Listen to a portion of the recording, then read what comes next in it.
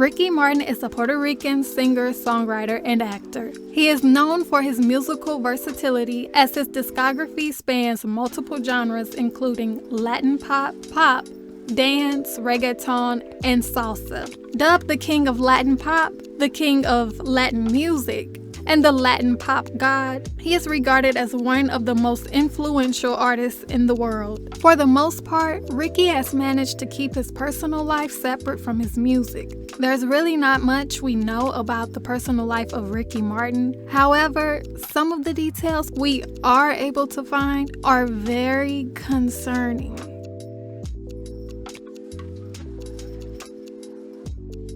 Ricky Martin was born Enrique Martin Morales on December 24, 1971, in San Juan, Puerto Rico. His mother is a former accountant, and his father is a former psychologist who previously worked as a regional supervisor for the Puerto Rican Mental Health Agency. His parents divorced when he was 2 years old, and although Ricky's mother had custody, he was allowed to move freely between his mother's house and his father's house. Ricky never felt like he had to make decisions about who he loved more, and he was always happy. His mother's side of the family had always been musically inclined. On Sunday afternoons, Ricky, his parents, siblings, aunts, uncles, and cousins would gather at his grandparents' to have a good time, and it was never long before someone pulled out a guitar and started singing.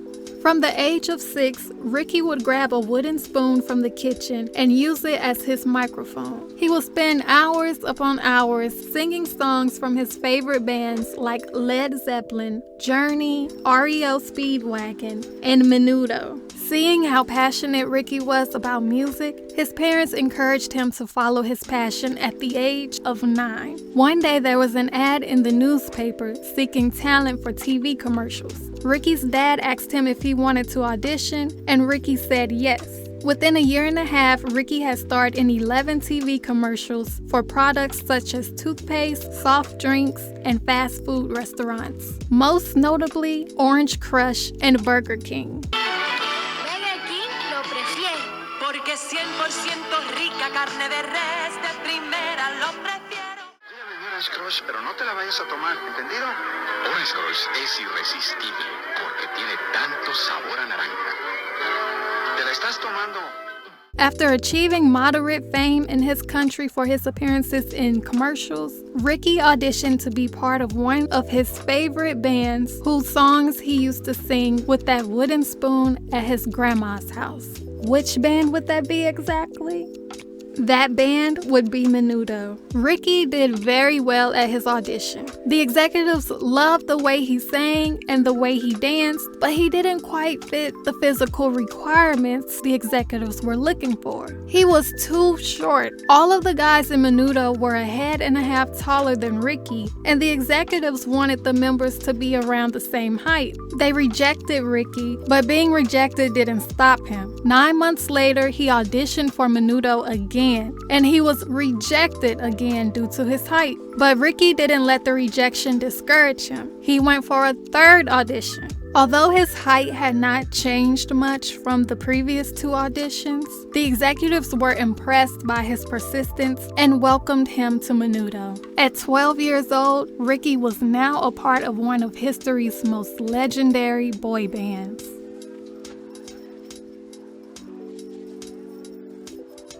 Menudo was formed by Edgardo Diaz in Puerto Rico during the year of 1977. The group originally consisted of 2 sets of brothers. One set were the Salisbury brothers, Fernando and Nephew, who were 12 and 13. The other set were the Menendez brothers, Oscar, 11, Carlos, 12, and Ricky, 9, who also happened to be Edgardo's cousins. However, before Menudo's existence, there was another teen music group who was very successful in Spain, which would be the inspiration for Menudo's success later on. That group's name was La Pandilla. La Pandilla was formed in 1970 by a man named Pepa Aguirre. The group originally consisted of Pepa's son, daughter, and niece. Later on, 2 boys were added. Their appeal to youth in Latin American countries caused mass hysteria similar to Beatlemania in the mid-1960s. During the 70s, it was common to see La Pandilla-related items such as notebooks, notebook covers, posters, magazines, rulers, and dolls at department stores all over Spanish-speaking countries. They even starred in their own movies.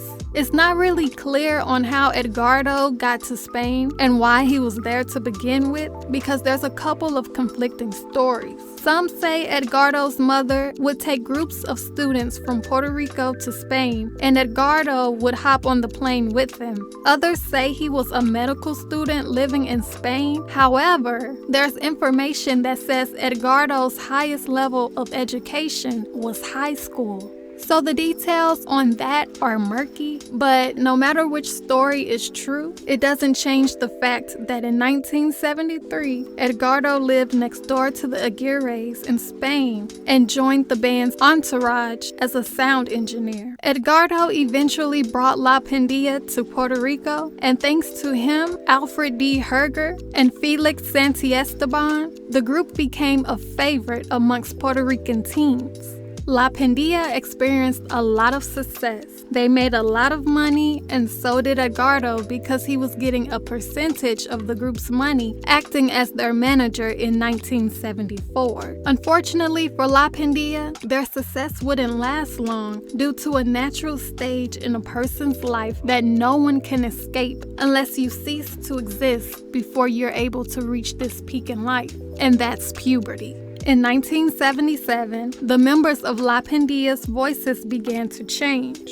Their faces began to change, they grew older, and were no longer seen as valuable. Their original sound had now become difficult to produce due to their maturing voices. La Pandilla was labeled as a liability, which subsequently prompted their label to drop them from the company. This unfortunate event planted a seed in Edgardo's mind moving forward that he couldn't allow the children to grow up. They needed to remain young forever. But how could that be possible? If you're not aging, you're not living. So how do you solve this problem? All you have to do is create a group with an age limit. Everyone will enter young, they'll work until they reach an age where they're no longer beneficial, and once they're no longer a cash cow, they'll be replaced by a younger, fresher-faced kid, so we can keep this money train going forever. Once Edgardo came to this realization, he left his management position with La Pandilla and created Menudo. Not only did Edgardo feel like aging was a liability, apparently so were girls.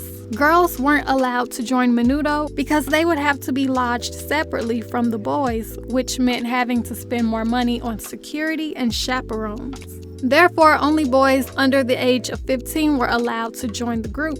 As mentioned previously, Menudo originally consisted of two sets of brothers. The boys started out doing small local performances for the youth and recorded jingles for local radio commercials. Their first album was called Los Fantasmas, which was purely made up of cover songs taken from artists in Spain and presented to Menudo's audience in Puerto Rico as if the songs were brand new. Menudo would go on to have tons of success performing all over the world, rotating 32 boys in and out of the group over a 20-year run. At the peak of their success, Menudo had their own movies, clothing, board games, TV shows, posters.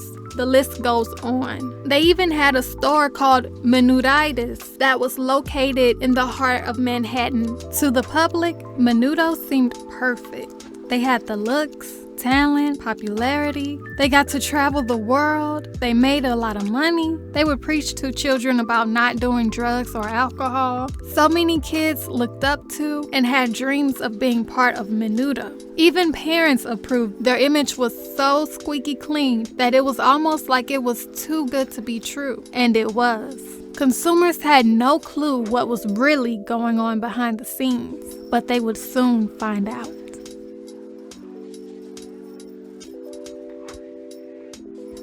The first incident that raised the public's eyebrows when it came to Menudo's image was the death of Victor G. Junquera. Victor was a 33-year-old keyboardist from San Juan, Puerto Rico. He and his band Pocket Money had only been touring with Menudo for 6 weeks before he was found unresponsive in his room at Park Place Hotel. His death was ruled to be an accidental overdose caused by opiates. Once the news of Victor's passing spread, parents of the group's members were appalled and started questioning the type of people who were hanging around their children. Due to Victor's death, Ralphie Rodriguez's parents pulled him from the group. Another incident that tainted Menudo's image occurred at Miami International Airport during a layover en route to Venezuela from Mexico City. 2 members, Sergio Blas and Ruben Gomez, were waiting for their bags at customs when a drug-sniffing black Labrador named Ebony sniffed out the presence of marijuana hidden in the crotch of their pants.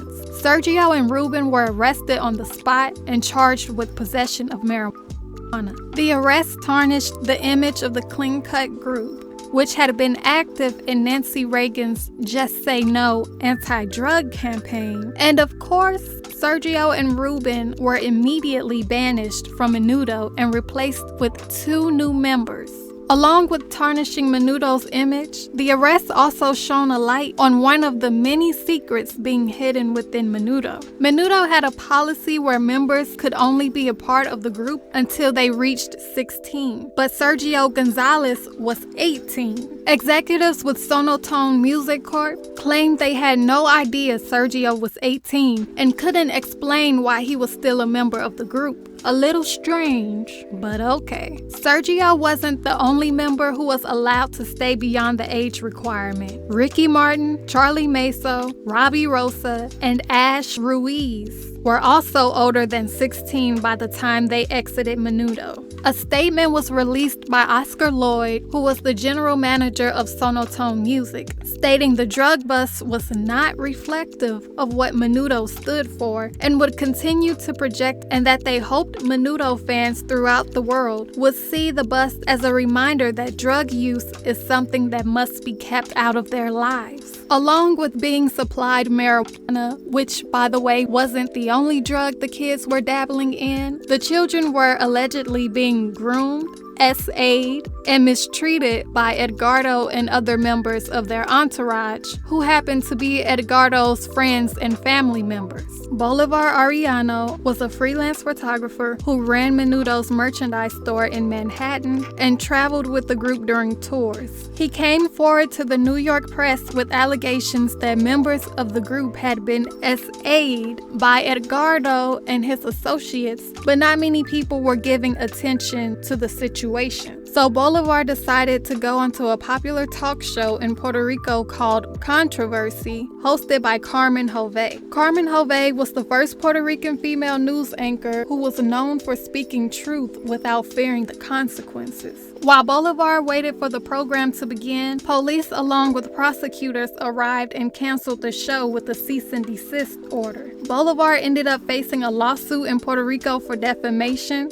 However, they didn't scare away Carmen Jove. Carmen extended an invite to Edgardo, his attorney Orlando Lopez, and his business partner Jose Jimenez to come for an interview on her show. Neither of the invited parties responded to Carmen's invitation. However, Bolivar returned to Carmen's show a few days later wearing a bulletproof vest, along with a former Menudo's parents to speak their truth.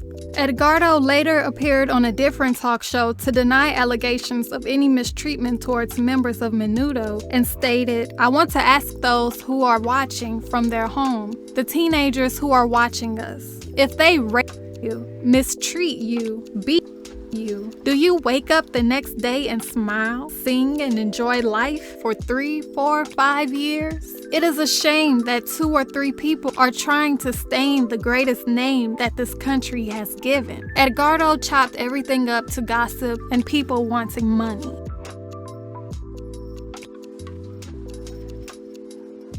Since the initial allegations, Several members from Menudo have come forth to speak on the alleged mistreatment they suffered during their time in the group. Former Menudo members allege Edgardo was very negligent when it came to the well-being of the group. Allegedly, they were made to perform while they were sick. They had poor medical care. They were malnourished, physically and verbally abused, exploited, overworked, and even SA'd. They've made it known that before the kids could join Menudo, their parents were given contracts that stated they must waive their parental authority over to Edgardo. The reason for this was because Edgardo allegedly had issues regarding parents not wanting their children to work when they had school during his time managing La Pandilla. Edgardo allegedly didn't like that and felt like parental restrictions limited the development of the group. So with Menudo, he had to have full authority over the children.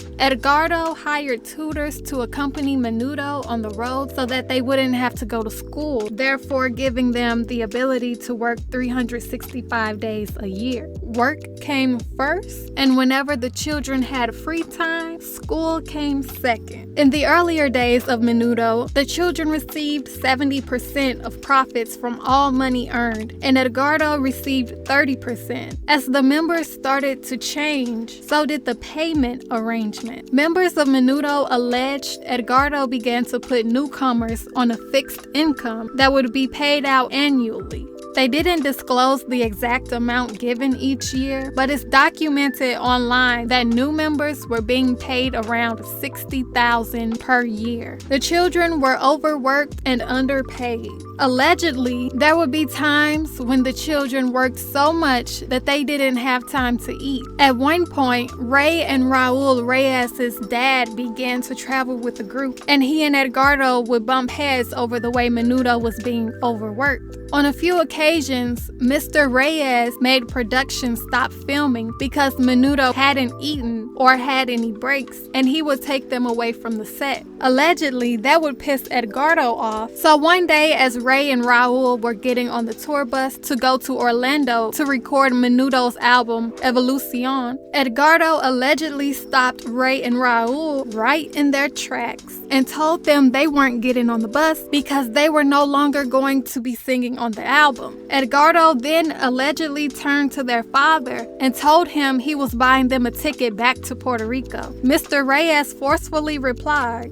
"Why don't I buy you a ticket back to Puerto Rico?" And at that moment, Edgardo allegedly kicked Ray out of the group. To my understanding, Raul only sang backup vocals for Menudo on albums, so there didn't need to be an explanation to the public on why he was no longer around because no one knew who he was. However, Ray was a lead vocalist for the group, and the excuse that was given to the public for Ray's early departure was that he suddenly hit a growth spurt and became too tall to be a Menudo. I'm gonna share some of the SA allegations, but not all of them because some are very graphic. If you want to know about the ones I'm not disclosing, you can hear former members describe them in their documentary called Menudo Forever Young on HBO Max. In one allegation surrounding inappropriate advances, a friend of Menudo's admitted participating in drug and sex parties with the group. The parties were allegedly organized by Edgardo and his associates. Edgardo admitted there had been drug, sex, and emotional problems in the group, but said he had not been directly involved. Edgardo also made a statement saying, "These are kids who had serious emotional problems. All the problems that are found in our society were also found in Menudo." Roy Rosselló was the only member who didn't have to audition to become part of Menudo because it was alleged Edgardo fell in love the moment he laid eyes on him. In 2014, Roy alleged he was 13 years old when Edgardo allegedly began to SA him, and that he allegedly threatened Roy with kicking him out of Menudo if he refused his advances. It's alleged that Edgardo would always have pool parties filled with older men and the members of Menudo. During these parties, there would be a lot of caressing of the hair and inappropriate jokes flying around about the sensations you feel when pooping being the same as lollipops entering fannies. if you get what I'm saying. Roy alleged that during one of those parties in Puerto Rico, someone told him to go see Edgardo in his room. When Roy got to the room, he allegedly saw Ricky Martin dressed as a girl. Roy claims that when he saw Ricky, he was so scared that he ran out of the house and laid in the middle of the street, hoping a car would run him over. In the 1999 Rolling Stone interview, Ricky stated that he lost his innocence at the age of 14 during a party in Argentina, and credits that experience with giving him a taste for voyeurism. In the interview, Ricky claimed his encounter was with a female, but I don't believe it. I believe the incident he was referring to happened during one of those all-male child predators parties Roy mentioned. Ricky has always denied that SA occurred between him and Edgardo, and that he was never aware of any advances made towards other members of Menudo. However, Bolivar Arellano alleged that he saw Ricky and Edgardo in the same bed. Ricky admitted to being in the same bed with Edgardo, but said there was no activity involved. It's alleged that Ricky is also the victim of Jose Menendez. Jose Menendez was the president of RCA, which was the record label Menudo signed to during Ricky's time in the group. Jose and his wife Mary Kitty Menendez were taken out by their own children. Lyle and Eric were 21 and 18 at the time of their crime. The reason behind their decision came with graphic descriptions of their father allegedly molesting them since childhood. Their lawyer Leslie Abramson tried to argue that Lyle and Eric acted in self-defense after growing up in a violent and traumatizing home. They were ultimately convicted of first-degree murder and sentenced to life without parole. Although Ricky barely remembered who Jose Menendez was, somehow he was very confident in knowing that nothing happened between the two of them. It's quoted that Ricky made a statement in regards to his familiarity with Jose, saying, "I was a kid and I met many people, but I really don't remember this man much. When I saw his photograph in the press that he was his face looked familiar, and it was my assistant that told me that I knew the guy when he was president of RCA. But to say that I had any type of relationship with this man, and add to that any type of abuse, I would remember that. I would definitely remember that. Nothing like that ever happened." Over the course of 20 years, 32 boys had passed through Menudo, and I don't think it's a coincidence that the majority have an attraction to men. I really believe some of them were turned out by those men who hung around them. I don't believe that Ricky was never tampered with. I feel like he's either in denial, has repressed memories, or is just simply trying to protect his career.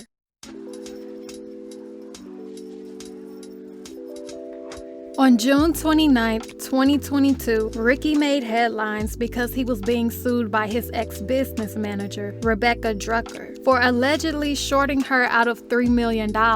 Rebecca originally represented Ricky from 2014 to 2018, but after a 2-year hiatus, he called her back into service in May 2020, when, according to Rebecca, his personal and professional life were in absolute turmoil. Rebecca claimed she got his life and singing career back on track as she guided him on recording contracts, tours, and sponsorship deals. She also claimed she protected him in 2020 when he was allegedly threatened with an unspecified career-ending allegation. She allegedly brought in top attorneys to handle the matter, and Ricky walked away unscathed. She claimed Ricky routinely manipulated and lied to her, ultimately forcing her to quit in April of this year. She claimed when she persisted in asking for money allegedly owed to her, Ricky began threatening her to stay silent and demanded she sign an NDA, but she refused to do so. On July 2nd, 2022, 3 days after news broke about Ricky being sued, a very disturbing story made headlines. There was a temporary restraining order filed against Ricky in Puerto Rico after allegations of domestic violence.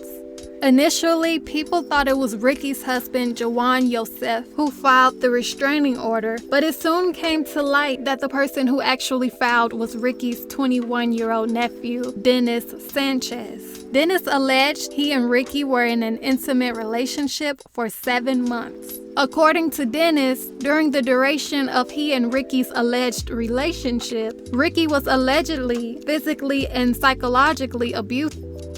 And when Dennis ended the alleged relationship in May, Ricky couldn't accept that it was over. Allegedly, Ricky began calling Dennis nonstop and stalking him outside of his home. Dennis claimed he feared for his safety, so he filed a restraining order which prevents Ricky from having any sort of communication with or being near Dennis until their trial begins on July 21st. Ricky's attorney, Marty Singer, claims he has never been and would never be involved in any kind of sexual or romantic relationship with his nephew. He also claimed Dennis is struggling with deep mental health issues and had allegedly been accused of harassment by his co-worker, Claudia Martel. According to Ricky's legal team, Claudia put out a restraining order against Dennis after he became obsessed with her and showed up outside of their job threatening to off her. Ricky's half-brother, Eric Martin, defended Ricky on Facebook Live, claiming his brother's innocence and reiterating claims that Dennis is mentally ill. Eric claimed that Dennis is estranged from the family and had hurt other relatives in the past. He added that the family had been struggling to cope with Dennis's deteriorating mental health and that he was tired of being quiet about it. Ricky's trial is in 2 days, and if he's found guilty of domestic abuse with a relative, which is a felony in Puerto Rico, he could be looking at a 50-year sentence. Has Ricky's childhood experiences turned him into a sexual deviant, or is his former manager out to get him? Only time will tell. If you enjoyed this video, please share with your friends, family, whoever you feel will be interested. Subscribe with post notifications on if you want to keep up with the latest trending news and gossip going on in these social media streets. And I will talk to you in my next video.